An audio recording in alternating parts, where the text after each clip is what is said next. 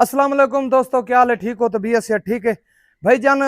काफ़ी दोस्त फोन करें, मैसेज करें, कमेंटी करें कि अगर कन्ना दे उत्ते या गोडियां दे विच पानी पै जांदा है, ये सौखा टोना तुहानू दस्सदा पिया। कन्ना दे उत्ते अक्सर पानी पै जांदा है, पानी बन जांदा है बुलबुला पानी दा लंबा बकरियां दे।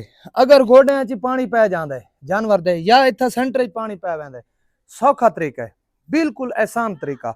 अकड़ा गिरने, अकड़ा गोलने, अकड़ा तुसी समझदे हो ना? अकड़ा अक्सर यानी कि रोडां दे उत्ते थी अकड़ा होंदा है। अकड़ा उहदी तस्वीर ही तुहानू वीडियो दे विच चलदी पई होसी।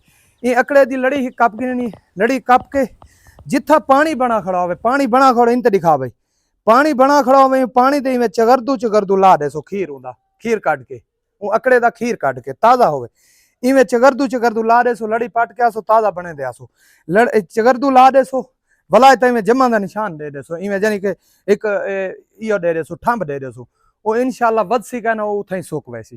ठीक है, अल्लाह हाफिज।